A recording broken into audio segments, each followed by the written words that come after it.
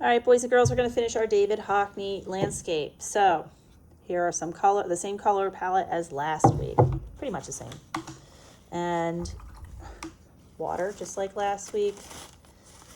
We are going to go ahead and do a scratch art type of technique.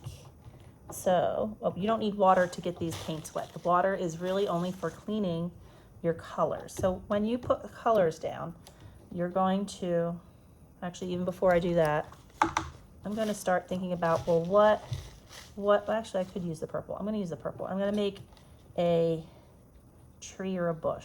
Now, David Hockney uses a lot of these very bright and even some pastel-y colors. So you can think about making, maybe this is a bush. And then you're going to take the back of your brush and you're going to make some leaves.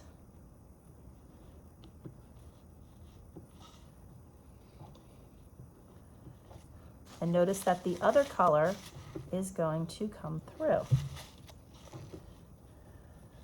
So there's my first little attempt at this. Ooh, I got some white in there. If you don't like what you're scratching in, you can paint over it. There we go. So I like that. Now I'm going to clean my brush and I'm going to think about where things are going to go.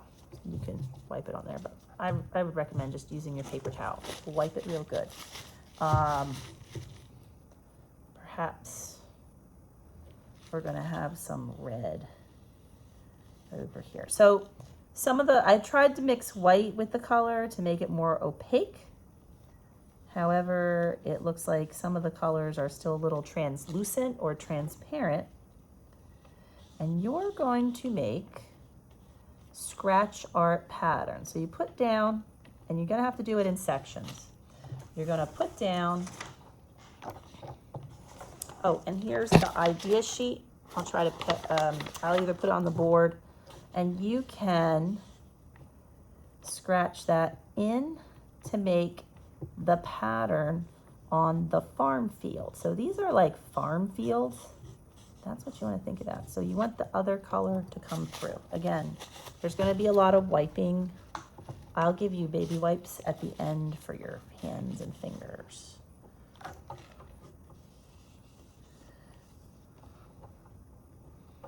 So again, I'm going to put my bush in, or trees, my foliage. And I'm going to put it in pretty thick. And you can think about like, how would leaves be? So we're using the handle to scratch in so that we can have the color come through.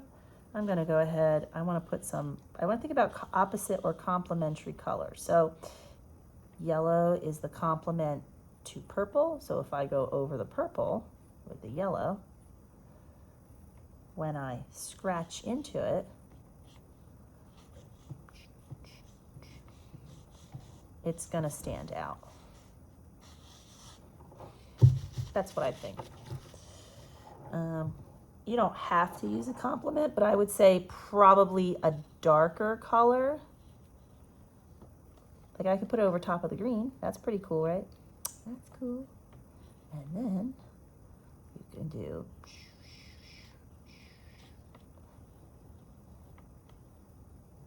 So I'm going to finish this up. You can, by adding the rest of my farm fields.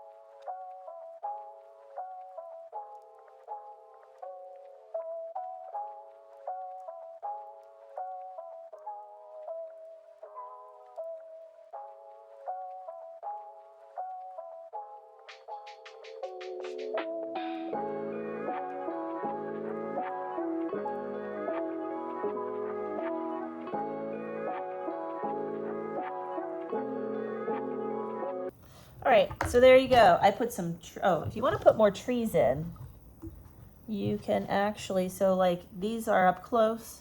Perhaps you want to get some green and just put some, see how I put these things in? I wish I had more white in there. There's some white. And then it looks like there's like a little smattering of trees. You can put them in here. There's some trees. You could do it green. You don't have to do them green. You could do them any color you want, because quite honestly, the trees could be any color. Maybe there's some foliage down here. You could even put some down here. That would be interesting. Just the idea that there's something there. So you kind of just, without killing my brush, you're just kind of tapping it lightly and making some trees down here or whatever, foliage. Maybe it's brush or grass or something. And notice all the designs that I scratched into our the different fields, so it looks like farm fields as if you're looking down the road. And I put some lines in the road. So there you go. I can't wait to see your paper. Hopefully you had the whole thing painted so you can just keep going.